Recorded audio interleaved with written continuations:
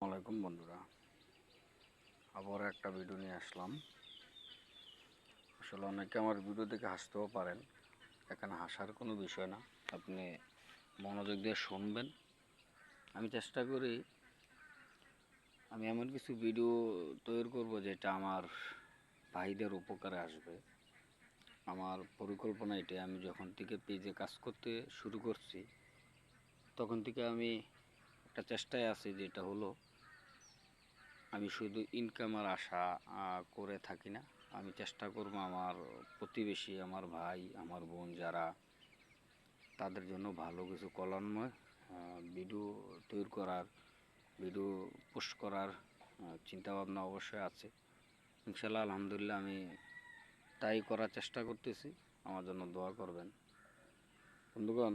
আমি এই যে আপনাদেরকে একটা দেখাচ্ছি, এটা হলো কচু কচু গাছ, যেটা হলো বিষ কচু বলে, অনেকে বন্যা কচু বলে, যাই হোক যে যেটা বোঝে।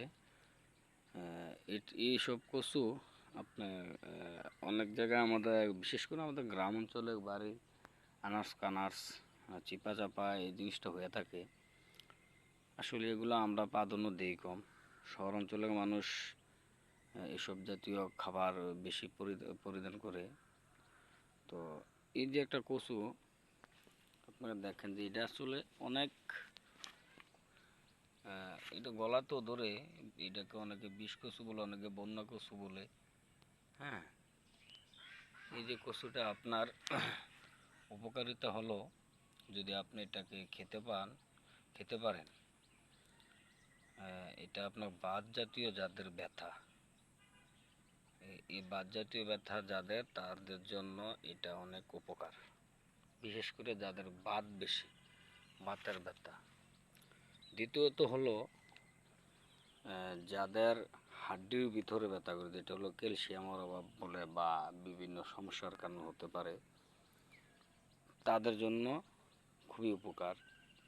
বিশেষ করে সবচাইতে বেশি কাজ করে এটা মানব দেহের, যেটা হলো ব্যথা, বাত ব্যথা, আর যাদের হাড্ডি ব্যথা করে, অনেকে বলে যে আমার হাড্ডির ভিতরটা ব্যথা করে, আপনি এটা নিয়মিত কয়েক দিন খান, ইনশাল্লাহ আপনি রেজাল্ট পাবেন।